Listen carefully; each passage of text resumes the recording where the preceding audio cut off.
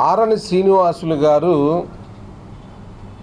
నిన్న ఒక press meet పెట్టి కరుణాకర్ రెడ్డి గారు టీటీడీ చైర్మన్గా ఏ రకమైన మేలు చేయలేదు, ఆయన స్వప్రయోజనాలని ఆలోచించుకొని ఆయన స్వప్రయోజనం కోసం తన అనుయాయులకి ఉన్నటువంటి రియల్ ఎస్టేట్ వెంచర్లు డెవలప్ చేసుకోవాలని ఆ చుట్టుపక్కల టీటీడీ ఉద్యోగస్తులకి ఇళ్ల పట్టాలు ఇచ్చినారంట, ఇంటి ప్లాట్లు ఇచ్చారంట.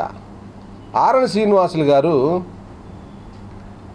మీరు గాంధీ రోడ్లో ఏమైనా టీటీడీ ఉద్యోగులకి ఇంటి స్థలాలు ఇస్తారా, లేకపోతే తీర్థకట్ట వీధిలో ఇస్తారా, మిట్ట వీధిలో ఇస్తారా, అలిపిరి దగ్గర ఇస్తారా, లేకపోతే కపిల్ తీర్థం దగ్గర ఇప్పిస్తారా? మీకు మరీ టీటీడీ ఉద్యోగస్తుల మీద ప్రేమ చాలా ఎక్కువైపోయినట్టుగా మాట్లాడుతున్నారు కదా, కరుణాకర్ రెడ్డి గారి ప్రేమ నటనని చెప్తున్నారు కదా.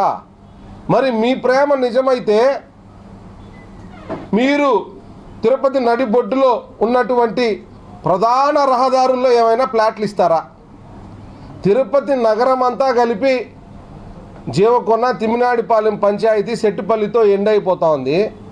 ఈ చుట్టుపక్కల స్థలాలు ఇవ్వడానికి రేణుగుంట టౌన్ అడ్డం వస్తూ ఉంది, ఇకపోతే కరకంబాడి ఉంది. ఇంకా జెన్యూన్గా ఉన్నటువంటి స్థలాలు, ఏ రకమైన ఇబ్బంది లేకుండా ఉన్న స్థలాలు ఎక్కడున్నాయో వెతికి అక్కడే కదా ఉద్యోగస్తులకి అలకేట్ చేయాలి. మీరేమైనా అద్భుతమైన శక్తితో తిరుపతి మహానగరం నడిబొడ్డులో మిడిల్లో ఏమైనా కొత్త భూమిని సృష్టిస్తారా అని అడుగుతున్నా. ఏం మాటలు ఇవి? ఒక్కటన్నా ఒక ఎమ్మెల్యే అభ్యర్థిగా పోటీ చేస్తున్నటువంటి వ్యక్తికి ఉన్నటువంటి లక్షణాలు, ఉండాల్సినటువంటి లక్షణాలు ఒక్కటైనా మీలో ఉన్నాయా? మేము రోడ్లేసి అభివృద్ధి చేశామయ్యా తిరుపతి అని అంటే మీరు టీడీఆర్ బాండ్ స్కామ్ చేశారంటారు. మేము టీటీడీ ఉద్యోగస్తులకు ఇళ్ల పట్టాలు ఇచ్చినామయ్యా అంటే పక్కన మీ వెంచర్లు వేసుకున్నారంటారు. అభివృద్ధి చేశామని మేము చెప్తే మీరేం అభివృద్ధి చేస్తారో చెప్పాలి. లేదు మా తప్పులు మేము అభివృద్ధి చేయకుండా ఉంటే మేమేం చేయలేదో చెప్పాలి. కానీ మేము చేసిన అభివృద్ధి అంతా ఆ చుట్టుపక్కల అవినీతి కోసమే చేశారన్న ఒక్క విమర్శ తప్ప మీ కూటమికి వేరే మాట దొరకదా అని అడుగుతున్నా.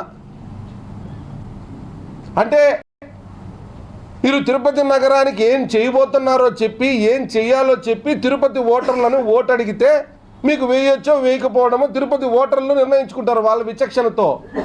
కరుణాకర్ రెడ్డి గారు ఏ పని చేసినా, అభినయ్ రెడ్డి గారు ఏ పని చేసినా అది స్వార్థం కోసం, అది స్కాముల కోసం, అది ఆదాయాల కోసం అన్నట్టు చెప్పడం తప్ప మీకు వేరే రాజకీయమే తెలియదా? ఇంకా కూటమి నాయకులు లెటర్ ఇచ్చిన టీటీడీ చైర్మన్గా ఆయన ఉండకూడదంట. అరే వీళ్ళు రాజకీయాలకు అసలు ఏమన్నా అర్హులా? ఎలక్షన్ కమిషన్ ఎలక్షన్ కోడ్ రాకముందు టీటీడీ చైర్మన్గా ఆయన ఇళ్ల పట్టాలు ఇవ్వడమో, జీతభత్యాలు పెంచడమో, ఒక చైర్మన్ హోదాలో చైర్మన్కు ఉన్నటువంటి హక్కుల రీత్యా ఆయన పని ఆయన చేశారు. దాంట్లో స్వప్రయోజనం ఏముంటుంది? ప్రతి ప్రభుత్వం అయినా ఆ మాటకు వస్తే ప్రతి సంస్థ, ఈవెన్ ఎన్జిఓస్, స్వచ్ఛంద సేవా సంస్థ అయినా దానికి కోఆర్డినేటరో లేదా చైర్మన్ ఉంటే ఆ సంబంధిత సంస్థ యొక్క సిబ్బంది యొక్క జీతభత్యాలు, ఇళ్ల స్థలాలు, లేకపోతే ఒక కొత్త రకమైన పరిపాలనా విధానాన్ని ఆ చైర్మన్లో, లేకపోతే ముఖ్యమంత్రిలో, లేకపోతే ఆ సంబంధిత ఎన్జిఓస్ ఉన్నటువంటి కోఆర్డినేటర్లో చేస్తారు. ఆ విధంగా చేస్తే అది అప్రజాస్వామికం అంట, అది ఎలక్షన్ కోడ్కు విరుద్ధం అంట. అంటే వీళ్ళు అసలు ఏమైనా మినిమం కామన్ సెన్స్ అన్నా ఉందా ఈ కూటమి నాయకులకని అడుగుతున్నా. మీకు ఇక మాట్లాడడానికి ఏమీ లేదా? ఇప్పటి వరకు ఆరణి శ్రీనివాసుల్ని బలపరుస్తున్నటువంటి కూటమి నాయకులు కానీ ఆయన కానీ తిరుపతి ప్రజల కోసం ఫలానా పని మేము చేస్తామని చెప్పడం జరిగింది. ఒక్కటంటే ఒక్కటి ఉందా?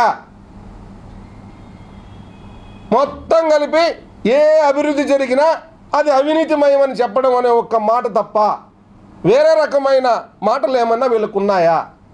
ఇంకా లాస్ట్కి తిరుపతి ప్రజలకి మీ టీడీఆర్ బాండ్ల గురించి మీరు చేసే విమర్శలు, చైర్మన్ గారి మీద మీరు చేసేటువంటి విమర్శలు, అభినయ్ రెడ్డి గారి మీద మీరు చేసే విమర్శలు విని విని విని విని పాడిందే పాడరా పంగనామ దాసుడా అని మిమ్మల్ని అందరినీ కూటమి నాయకులు, తిరుపతి ప్రజలు మీకు పేరు పెట్టి పిలుచుకునే పరిస్థితి వస్తుంది.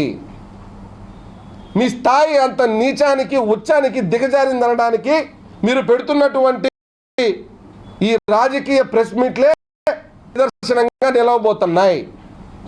మీకు ప్రజల పట్ల ఏ కమిట్మెంట్ లేదు అన్న విషయాన్ని మీరు మాట్లాడే మాటలు తీరును బట్టే అర్థమై ప్రజానికమంతా నగర ప్రజలందరూ అవసరం ఉందని తెలియజేస్తున్నా.